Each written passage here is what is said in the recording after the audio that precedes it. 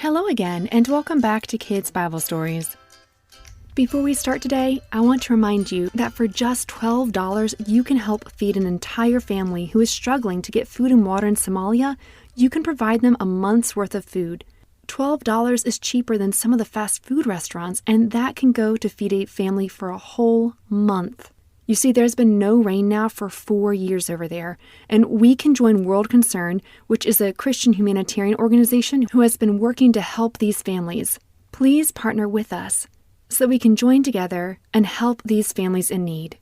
You can do this today. It's very simple. Just go to worldconcern.org/KBS. That's worldconcern.org/KBS. The link will also be in the episode notes for you.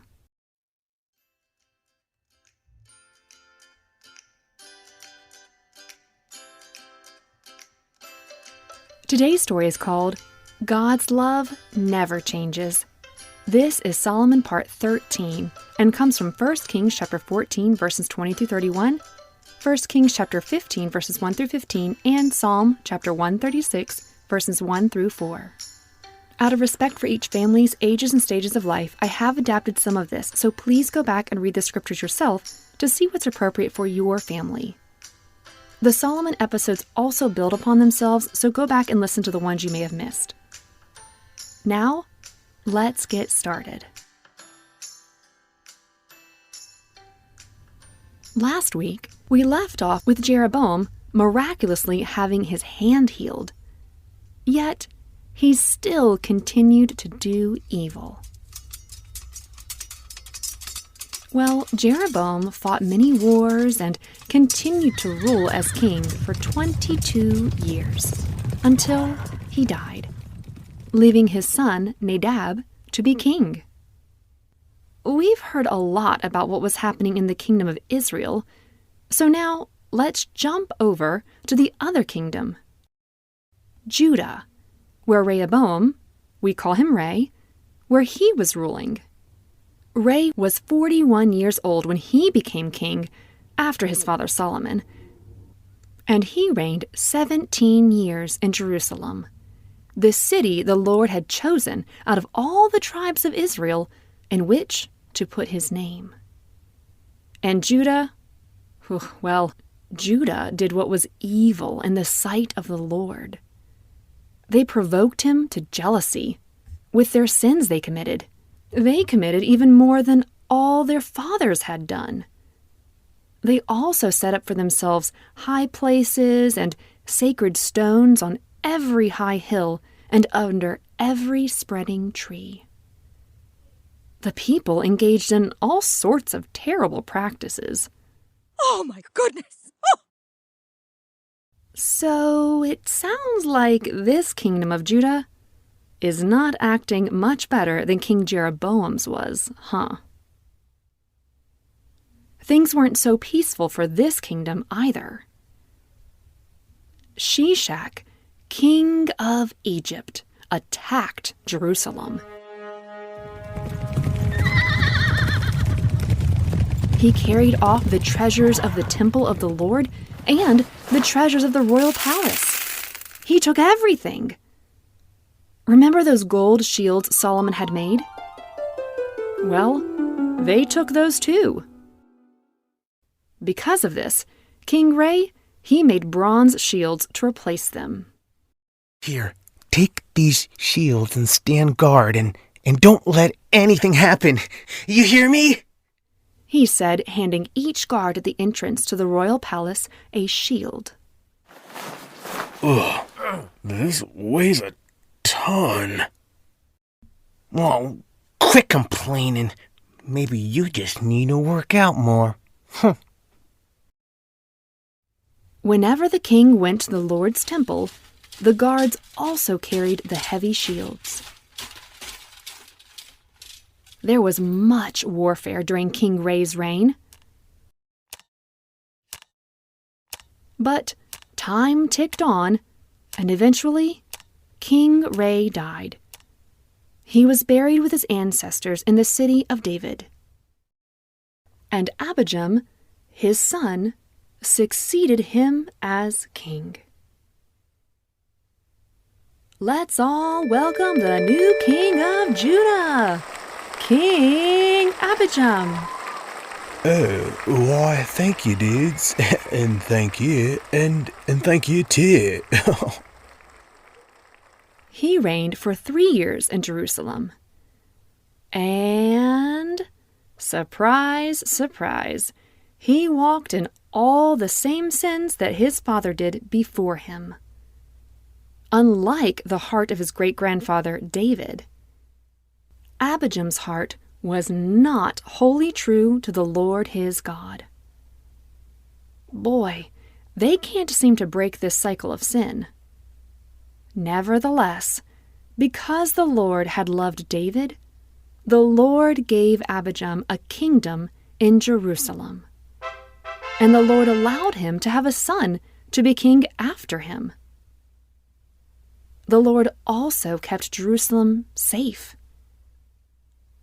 David had always done what the Lord said was right. All his life he had obeyed the Lord's commands, except once when he sinned against Uriah.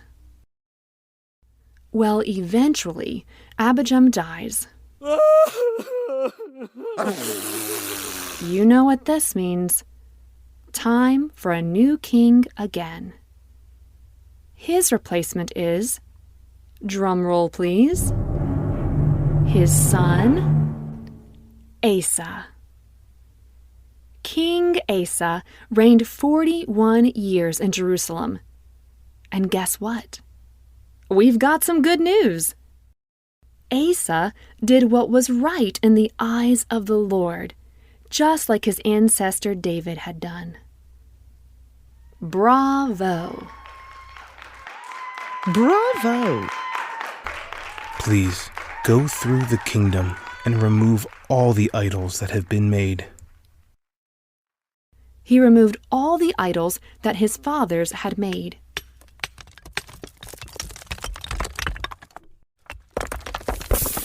The heart of Asa was wholly true to the Lord all his days.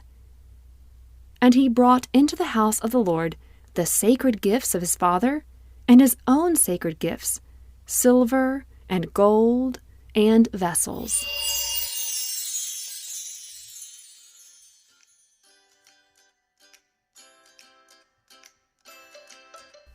Well, that was it for our story today.